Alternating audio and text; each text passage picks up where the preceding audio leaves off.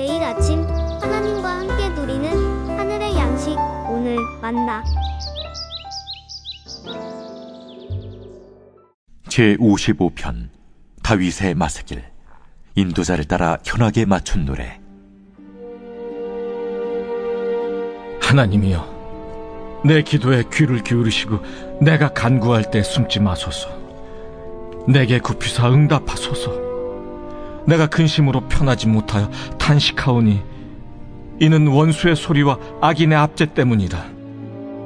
그들이 죄악을 내게 더하며 노하여 나를 핍박하나이다. 내 마음이 내 속에서 심히 아파하며 사망의 위험이 내게 이르렀도다. 두려움과 떨림이 내게 이르고 공포가 나를 덮었도다. 나는 말하기를, 만일 내게 비둘기같이 날개가 있다면 날아가서 편히 쉬리로다. 내가 멀리 날아가서 광야에 머무르리로다. 내가 나의 피난처로 속히 가서 폭풍과 광풍을 피하리라 하였도다.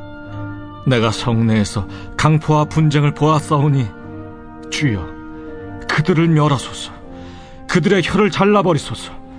그들이 주야로 성벽 위에 두루 다니니 성중에는 죄악과 재난이 있으며 악독이 그 중에 있고 압박과 속임수가 그 거리를 떠나지 아니하도다.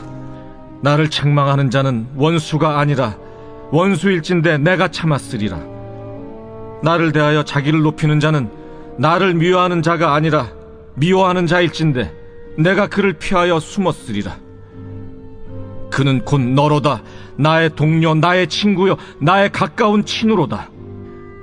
우리가 같이 재미있게 의논하며 무리와 함께하여 하나님의 집안에서 다녔도다. 사망이 갑자기 그들에게 임하여 산채로 수월에 내려갈지어다. 이는 악독이 그들의 거처에 있고 그들 가운데 있음이로다. 나는 하나님께 부르짖으리니 여호와께서 나를 구원하시리로다. 저녁과 아침과 정오에 내가 근심하여 탄식하리니 여호와께서 내 소리를 들으시리로다. 나를 대적하는 자 많더니 나를 치는 전쟁에서 그가 내 생명을 구원하사 평안하게 하셨도다. 옛부터 계시는 하나님이 들으시고 그들을 낮추시리이다. 그들은 변하지 아니하며 하나님을 경외하지 아니함이니이다. 그는 손을 들어 자기와 화목한 자를 치고 그의 언약을 배반하였도다. 그의 입은 우유 기름보다 미끄러우나 그의 마음은 전쟁이요 그의 말은 기름보다 유하나 실상은 뽑힌 칼이로다. 내 짐을 여호와께 맡기라. 그가 너를 붙드시고 의인의 요동함을 영원히 허락하지 아니하시리로다. 하나님이여, 주께서 그들로 파멸의 웅덩이에 빠지게 하시리이다. 피를 흘리게 하며 속이는 자들은 그들의 날에 반도 살지 못할 것이나 나는 주를 의지하리이다.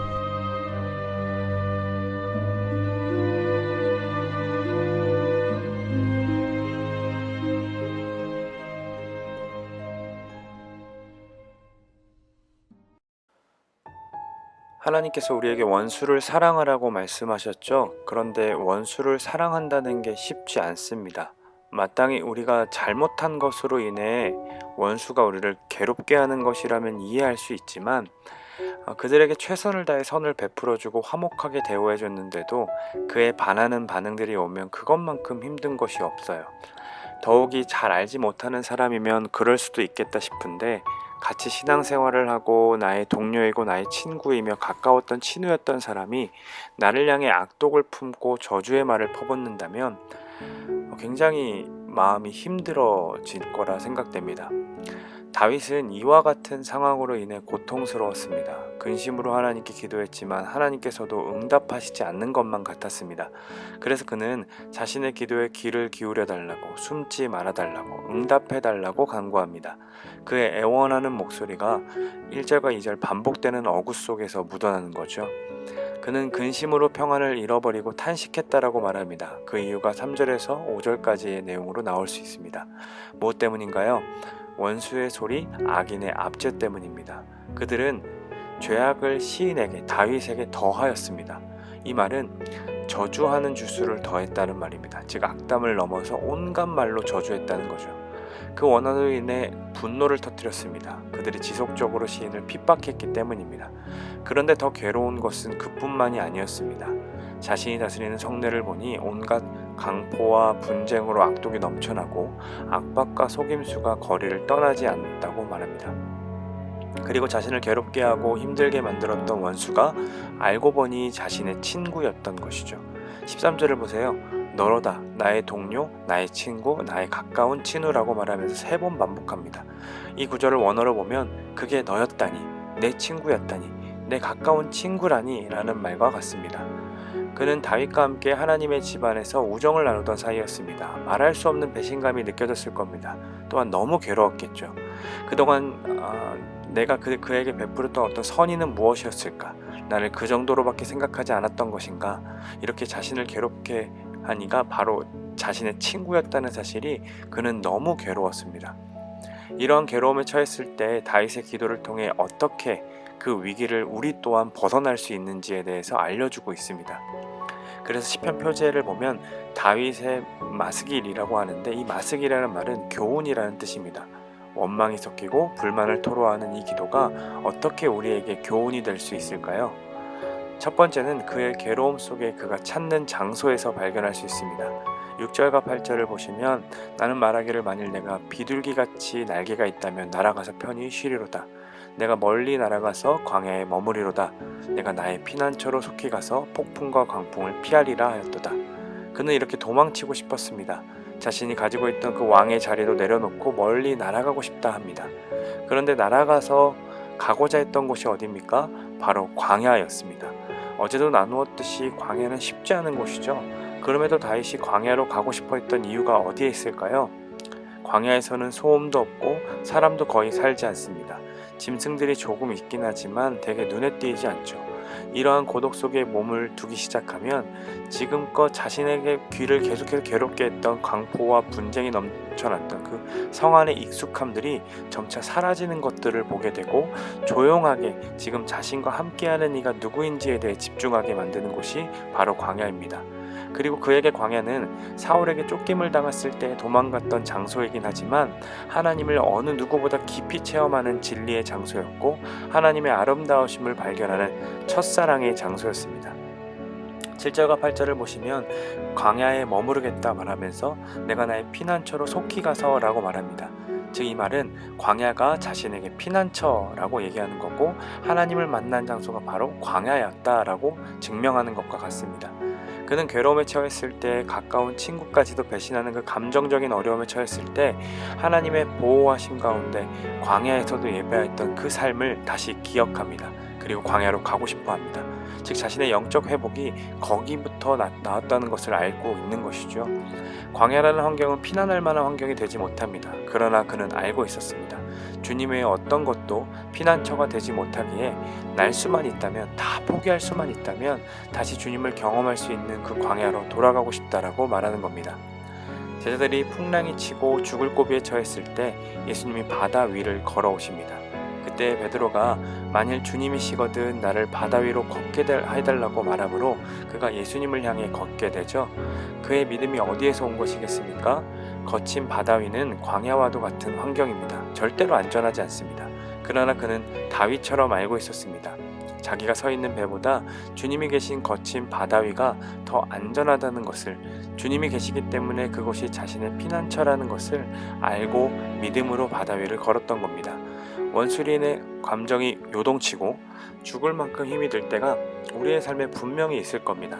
그때마다 우리는 나에게 은혜 주셨던 그 하나님을 만났던 곳을 기억하며 그분의 임재가 충만한 곳을 다시 갈망해야 합니다. 그것이 괴로움과 낙심에서 해방할 수 있는 첫걸음입니다. 두 번째로 그는 기도 중에 크신 하나님, 피난처 되신 하나님을 경험하고 자신의 모든 질고와 고난으로 오는 염려를 하나님께 맡기기로 작정합니다. 22절을 보십시오. 내 짐을 여호와께 맡기라.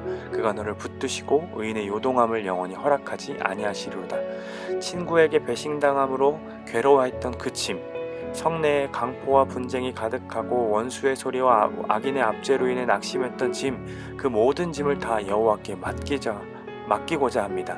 지금 그렇게 고백할 수 있는 이유가 어디에 나옵니까? 18절 19절을 보시면 이렇게 얘기하고 있습니다. 지금껏 자신의 인생을 돌아보니 수많은 적들에서 하나님이 늘 승리하게 하셨고 자신을 대적하는 자들을 낮추셨던 것을 기억했던 것입니다. 그래서 그는 믿음으로 선포하는 거죠. 내 짐을 여호와께 맡기겠노라. 자신의 평안이 오직 하나님께 온다는 것을 다시 깨닫고 하늘을 바라보기 시작합니다. 그로 인해 기도가 바뀝니다. 2절을 보시면 그는 근심과 편하지 못하여 탄식으로 기도를 시작했지만 23절을 보시면 나는 주를 의지하리이다 라고 바뀝니다. 이게 성도의 기도입니다. 예수님께서는 제자들을 향해 이렇게 말씀하셨죠. 수고하고 무거운 짐 진 자들아 다 내게로 오라. 내가 너희를 쉬게 하리라. 예수님은 진정 우리의 짐을 다 짊어주셨습니다. 우리가 견딜 수 없었던 죄의 짐까지 다 그분이 지시고 우리를 대신하여 죽으셨습니다. 그의 붙드심으로 인해 우리는 의롭다 여기심을 받았습니다. 여전히 우리가 살고 있는 시대 속에도 다윗이 살았던 시대 못지않게 강포와 분쟁, 죄악과 재난, 압박과 속임수의 삶의 연속입니다. 어제의 친구가 오늘의 원수가 될 수 있는 시대를 우리는 지금 살아가고 있습니다. 믿음의 동역자들 안에서도 원수 사이가 되는 것을 우리 주변에 쉽게 보게 됩니다. 그때 우리는 낙심하고 괴로워하며 고통을 잠재우기에 다른 것들을 의지해서는 안 됩니다. 그러면 그것이 중독으로 빠질 가능성이 많기 때문이죠. 우리는 성도입니다. 성도는 거룩하게 구별된 자들입니다. 그래서 우리는 낙심과 고통 중에 필사적으로 주님을 의지해야 합니다. 주님이 나를 만나 주셨던 곳, 그것이 광야이더라도 우리는 그곳을 향해 달려가야 합니다. 그리고 그분을 찾고 만나야 할 것입니다. 그리고 지금껏 가지고 있던 염려들을 주께 토로하고 다 맡겨드리는 거죠. 우리의 죄도 다 맡아내신 분이 우리의 어려움과 탄식을 못 맡아주실까요? 아니죠. 그분은 자신에게, 당신에게 짐을 맡기라 말씀하셨습니다. 수고하고 무거운 짐 진 자들아 다 내게로 오라 라고 말씀하셨습니다. 그러므로 사랑하는 성도 여러분, 믿음이 흔들릴 때마다, 원수로 인해 마음이 어려울 때마다 더욱이 하나님을 찾으시고 그분에게 모든 염려를 맡겨드리는 우리 모두의 삶이 되시기를 간절히 소망합니다.